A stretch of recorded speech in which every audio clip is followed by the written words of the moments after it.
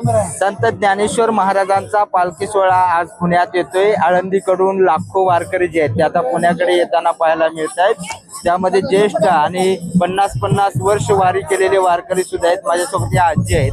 आजी कितवी वारी आहे तुमची? 50 लई रेटून चालले आज. पुण्या गावून आला तुम्ही?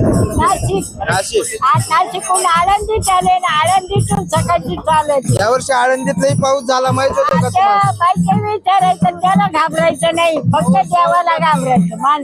त्या गोष्टीला घाबरत नाही मी. बर किती वय आहे तुमचे? 94. 94 वय दिसतंय का डोळ्याला? शुगर वगैरे काही ठणठणीत सगळं एकदम? वाटीच्या वयासहित म्हणे. हा ठणठणीत दिसतंय एकदम। कुठून येते ही ताकद सगळी? यालाच ठेवायचं आणि चांगलं वागलं का चांगले दिवस येत्या. काय फळ चांगलं करायला त्रास बघायला लागतो. पण वारीत तरुण पोरं येत नाहीत, काय सांगाल त्यांना? ते हे बघ, त्यांच्या नशिबात नाही लिहिलेलं ते कशाला येतील बाळा? त्याच्या नशीब त्यांचं फक्त गुटके खायला आहे. पुण्या वारीत दिंडीत आहे तुम्ही? दिंडी नाही बिंडी, स्वतंत्र एक दिंडी. नाम केशवा.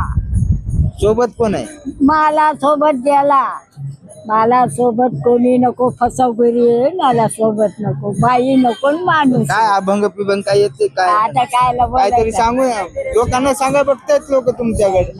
जाऊ दे, आता थकले मी. सगळे एकच सांगते, लक्ष्मी जपा. लक्ष्मी चंचल असते, एक फार काय विस्तार राहत नाही. पांडुरंगाकडे काय मागितलं? पांडुरंगाकडे काही नाही, कुठं जंगलात चांगलं घाल. या लोकांमध्ये हातपाय असेपर्यंत वारी करणार आहे।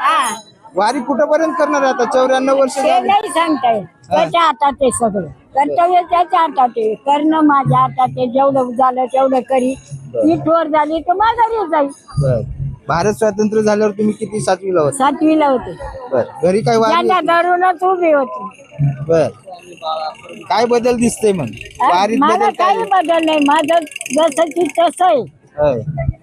मी सगळं माझी आऊस पुरवली माऊलीनं. माऊली. मला येऊच कमी नाही. हा. माझ्या हाताने सगळं सुशिरभूत आहे मी. येऊ का? आपण पाहतोय। हा कुठून आलाय? बोल बोल. काय नाव तुझं? विघ्नेश बोल. जोरात बोल विघ्नेश। विघ्नेश बोल. विघ्नेश लोकशाही मराठी ऐका, पहा, जागरूक रहा।